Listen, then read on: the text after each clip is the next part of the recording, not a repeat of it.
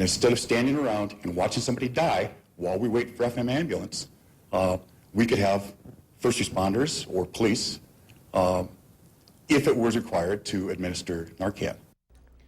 A Fargo man wants law enforcement to carry Narcan to combat the growing number of overdose deaths in our community.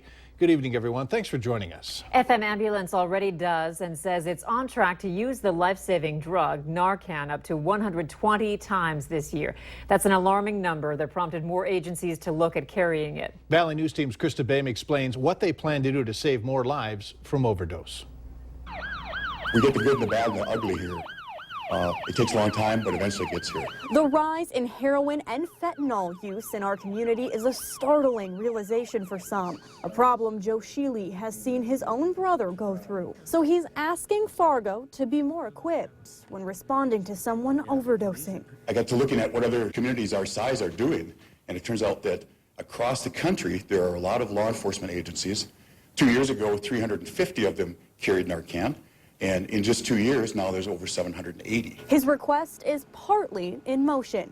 Fargo Fire plans to have Narcan in each fire truck in 2 months, joining FM Ambulance. It falls well within the scope, and I would just put it as if we found a new piece of firefighting equipment that was going to save lives and would have a reason to do so. We would put that in place as well. But Fargo police officers will not be carrying the life-saving drug.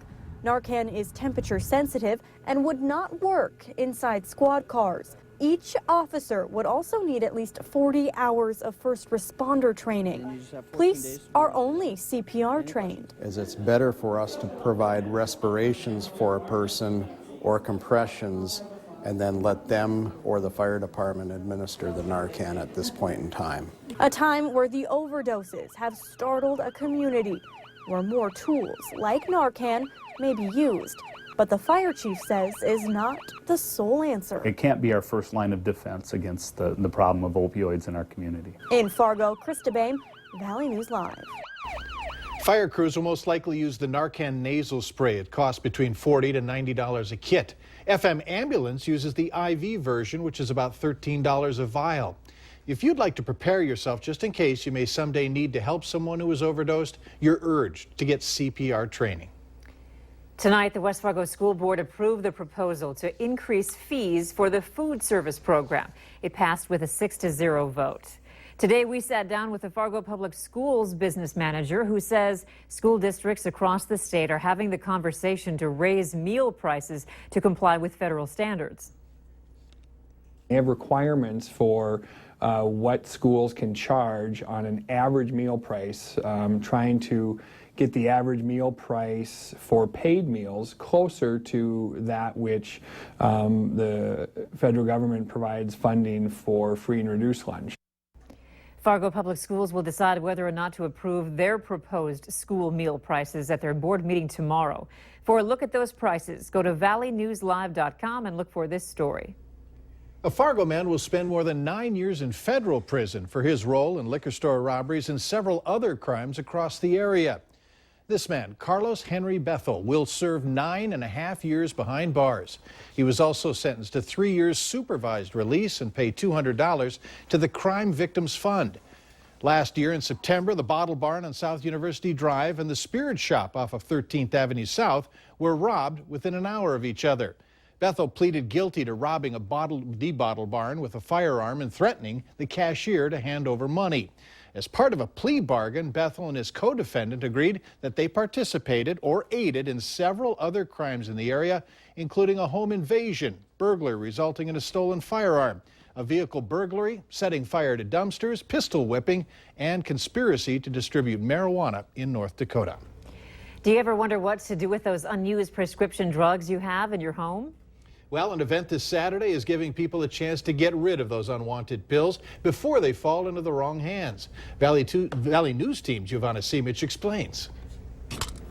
Chances are you've heard about the dangers of prescription drugs. It is really scary, especially when you see the lifelong effects.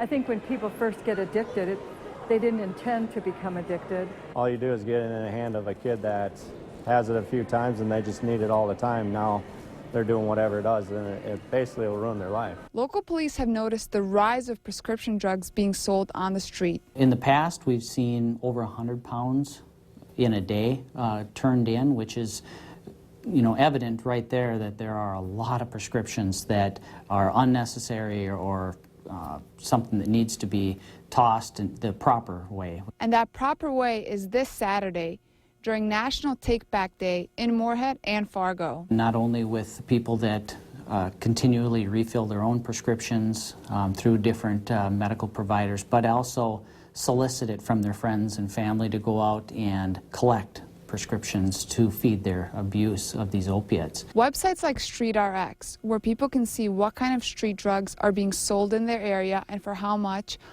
only make the prescription abuse worse. They're willing to do all kinds of things in desperation, whether it's just simple thefts from family and friends to actually even breaking into pharmacies to go after these drugs. And police are hoping Take Back Day makes people more aware on how to properly get rid of those drugs. I think it's important to point out that, by getting rid of them through this method, it's free and anonymous, and it allows us to be able to get rid of them properly through an incinerator, keeps them out of the landfills and the water tables. Ivana Simic, Valley News Live. Now in Moorhead, you can drop off your drugs and meds at the Main Avenue Hornbachers from 10 till noon on Saturday. You can also go to the Southside Hornbachers from noon until 2. In Fargo, you can bring them to the police department headquarters in downtown Fargo Monday through Friday during normal business hours. Some frustration at Fargo City Hall tonight when commissioners talked about a controversial immigration award that many of them knew nothing about until we asked them. It started as an application by a city intern. The award is called the Gateway for Growth Award, and it gives funds to cities that the organization Partnership for a New American Economy considers inclusive to immigrants. The organization itself is considered to be controversial, as many of the donors to the project support an open borders policy for the United States. At tonight's commission meeting, Community Development Administrator Dan Molley said the award is for research, where the organization analyzes data on the impacts of foreign-born people on our community and then gives out a report. But Commissioner Dave Pepcorn says it doesn't matter what the subject matter is, but how it played out. When I see the intern committed the city of Fargo to whatever it is, even though there was no money, that's not, you can't do it that way. That's just my opinion. The intern also wrote that the city of Fargo has agreed to provide the full support and dedication to this project. The report from the organization will be out in June. Back in October, Valley News Live conducted a poll that showed the majority of people living in Cass and Clay counties do not support continued resettlement of refugees to the area. Help is on the way to clean up downtown Fargo. Block by Block is a national company known for cleaning up and making downtowns more hospitable. They've worked in both Duluth and areas of Minneapolis. The $240,000 cost for the program will be paid by downtown property owners. It will not require any taxpayer dollars. Besides janitorial work, Block by Block hires locally for ambassadors who provide walking patrols and after-hour escorts. You can learn more on valleynewslive.com. Choosing to put someone you love in an assisted living home can be difficult, but what if that person isn't being treated properly or being taken advantage of or abused? There's legislation to allow residents to have monitoring devices in their rooms. Under that bill, cameras will be allowed in Minnesota assisted living facilities.